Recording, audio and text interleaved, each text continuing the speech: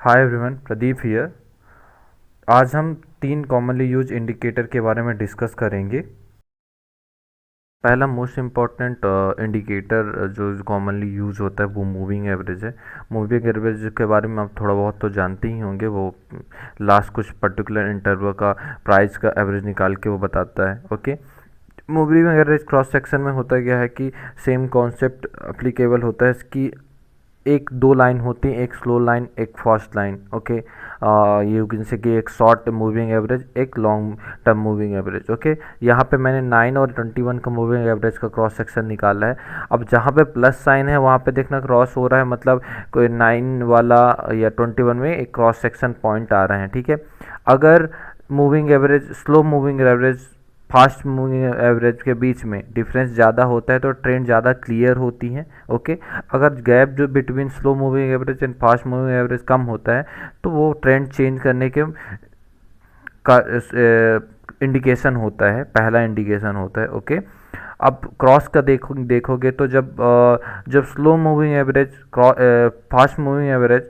के नीचे है तो जो ट्रेंड होता है वो पॉजिटिव होता है, और अगर fast moving average slow moving average के नीचे है तो डाउन ट्रेंड होता है। ओके, जहाँ पे आप देखोगे तो यहाँ पे ये जो क्रॉस सेक्शन के बाद जो मूविंग एवरेज है, फास्ट मूविंग एवरेज है, स्लो मूविंग एवरेज के नीचे है तो ट्रेंड निगेटिव है। अब यहाँ पे देखोगे तो जो फास्ट मूविंग एवरेज है स्लो मूविंग एवरेज के ऊपर है तो वो ट्रेंड पॉजिटिव है।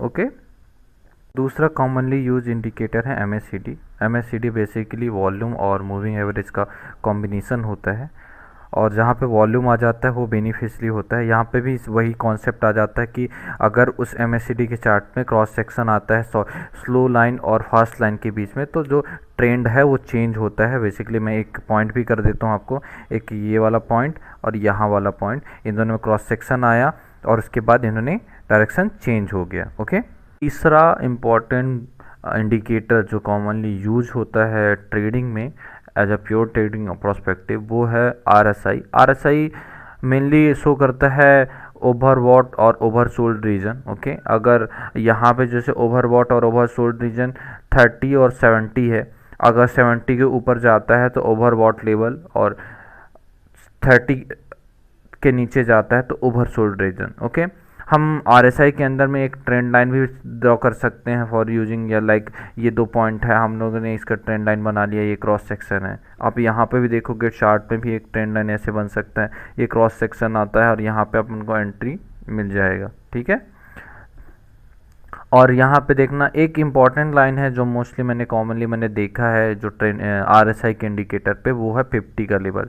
ये जो 50 का लेवल है वो 50 का लेवल बहुत इंपॉर्टेंट होता है, क्योंकि अगर हम देखें कि यहाँ पे देखो, यहाँ पे 30 के ओवरसोल्ड रीजन से ओवर ओवरसोल्ड रीजन से ऊपर की तरफ जा रहा है, और 50 को जब क्रॉस करता है, 50 का लेवल क्रॉस करता है, clearly trend line positive show करता है। ओके, सेम चीज़ यहाँ पे देखो, यहाँ पे जब ये ऊपर से आना शुरू किया, ये नीचे की तरफ गया, जब इसको 50 को क्रॉस किया तो एक क्लियरली डाउन ट्रेंड की तरफ मूव कराता है।